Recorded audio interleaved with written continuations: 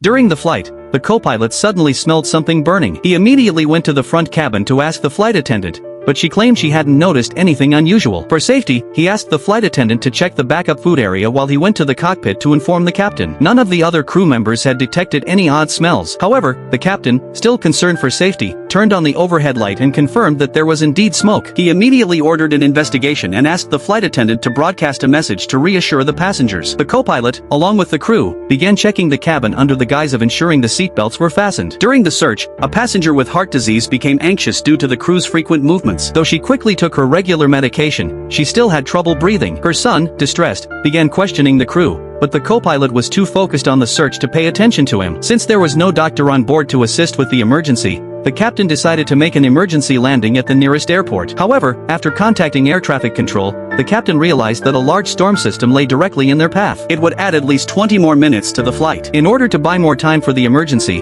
the captain decided to fly directly through the storm clouds. First, he lowered the aircraft's altitude, then increased the speed to 320. But as the plane entered the storm, the turbulence became severe. The co-pilot immediately instructed the passengers to return to their seats. The patient's son, worried about his mother, refused to comply. The co-pilot had no choice but to take control and subdue him. The captain adjusted the plane's course, climbing above the red zone, and the plane finally stabilized. After the course change, the plane's landing was delayed by several minutes. When they arrived at the designated airport, emergency responders immediately helped the patient off the plane. However, because she missed the optimal time for treatment, despite resuscitation attempts, the patient passed away. The company launched an investigation into the incident. The co-pilot recounted the events, stating that the search was prompted by the confirmed presence of smoke and the burning smell, which was standard procedure. Eventually, a power bank was found in the bathroom trash can, confirming that there had been a fire hazard. Considering the patient's severe heart condition, the company classified the incident as an accident and cleared the co-pilot and the rest of the crew of responsibility. However, the patient's son believed that the co-pilot had delayed his mother's treatment and harbored resentment. If you were the co-pilot,